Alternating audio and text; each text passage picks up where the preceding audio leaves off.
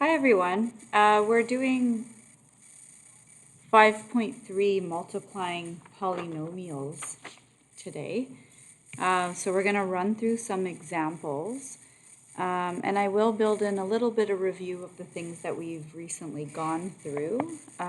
So hopefully you'll find that helpful. So let's dive into a few examples to help us to know what to do with this. Let's start first by just reviewing our exponent laws. So if we have x to the m and we're multiplying that by x to the n, what we would do is notice that they have the same base, and the base there is x. And then what we would do to the exponents when you're multiplying two powers is you would add the exponents. So we would get x to the m plus n. And then for our next one, if we are dividing, so if we have x to the m divided by x to the n, just a reminder that the base is the same. We have an x at the top, x at the bottom, and this time we would subtract our exponents. So that's what we would end up getting. And then we have something that we call the power rule, and that is if we have x to the m all to the power of n, when we go to simplify this or put them together and take away the brackets, we would get x, so the base again is the same, there's only one base there, and we would multiply those two exponents together. So we get x to the power of mn. The reason I've gone through this review to set things up at the start is when we're dealing with polynomials, we are going to be applying these exponent laws that we have learned about in the past. So let's take a look at multiplying something like this together. If we have 5x and we want to multiply that by 2x and figure out what we get for our end result, we would take our two coefficients and we would multiply those together. So you can just pretend they're regular numbers. 5 times 2, and we would get 10.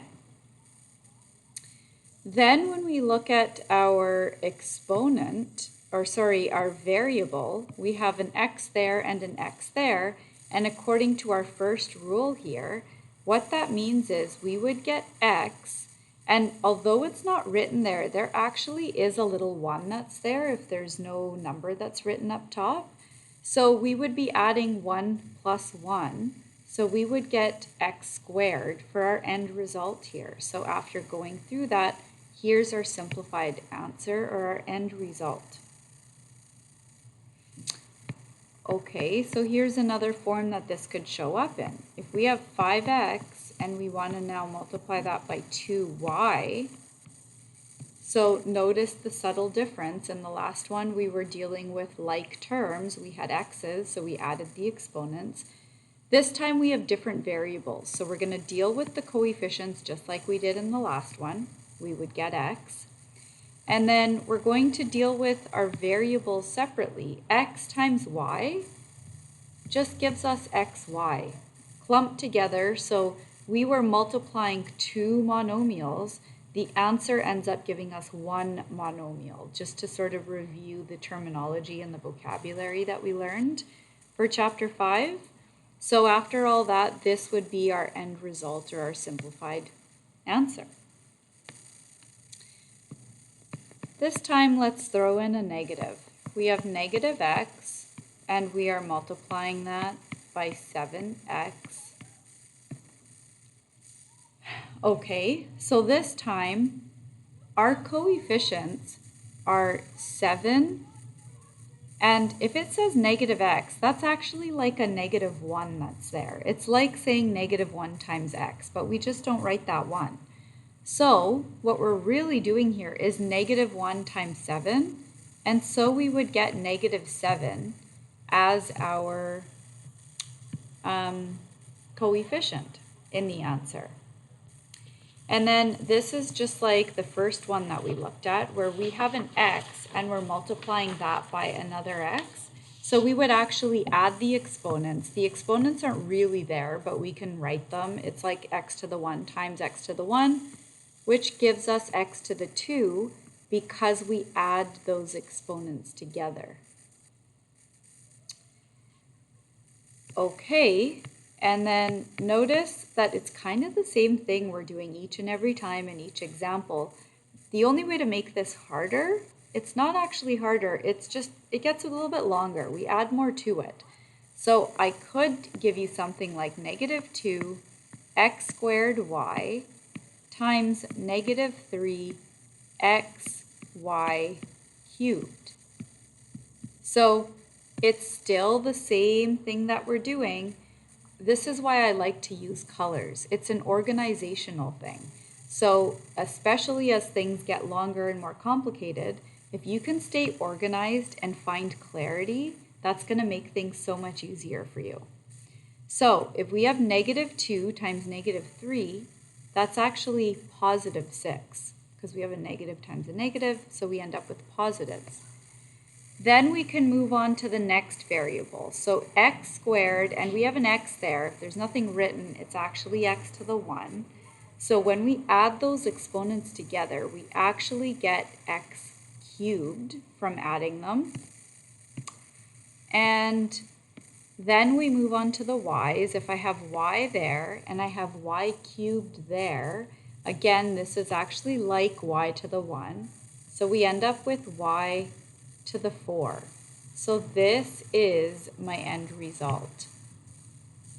6x cubed y to the 4. So those are all examples, all of these that we went through, of multiplying two monomials together. So remember, two polynomials that only have one term.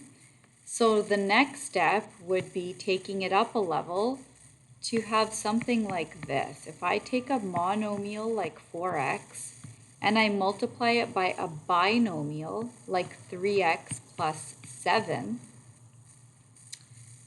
and we want to figure out what the end result would be there. Okay, let me show you this. We would take the monomial on the outside, and I would first distribute this by multiplying it by 3x. So 4x times 3x gives me 12x squared. So this is taking it up a level. I hope that this is making sense so far. Then if we go back to this 4x, and now I distribute it to the second term, so it ends up forming this rainbow-like thing because I have to distribute it to all the terms that are in the bracket. So 4x times 7, so we end up with 28x. The 7 didn't have a variable with it, so I end up with this answer that is written in descending order, but if it didn't end up in descending order with x squared and then x, I would rearrange it in order to make it written in descending order. Okay, so now that we've seen that, let's take it up another level. Negative 3a, if we have times 2ab minus a squared plus 4b, well, we would want to take that one term and first multiply it here. So we're going to distribute just like before. Negative 3a times 2ab, well, negative 3 times 2 gives us negative 6. A times a gives us a squared, and then there's no b here, but there is here, so I've got to write that down. So there's the first step. Here's the next step. I go back to this minus 3a and I distribute it to the second term that's there. So minus 3a times minus a squared is going to give me a plus.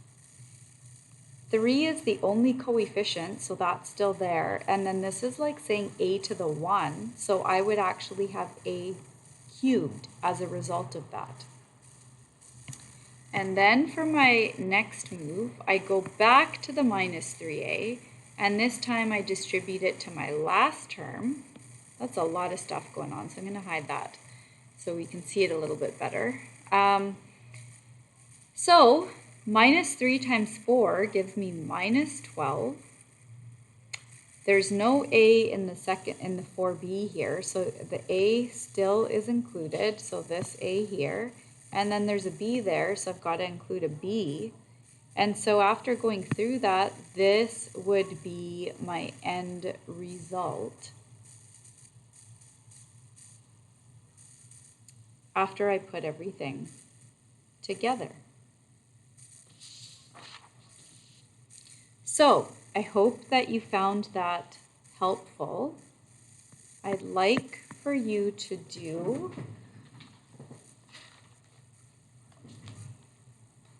let me have a look. I'd like for you to do numbers 1 to 3. You're going to do the odd letters. I want you to skip anything with algebra tiles. And we're not going to do volume stuff either. But you can also do number 8, the odd letters. So that's what your work is for this section. If you would like a challenge, then go ahead and do the questions that have volume and area in them.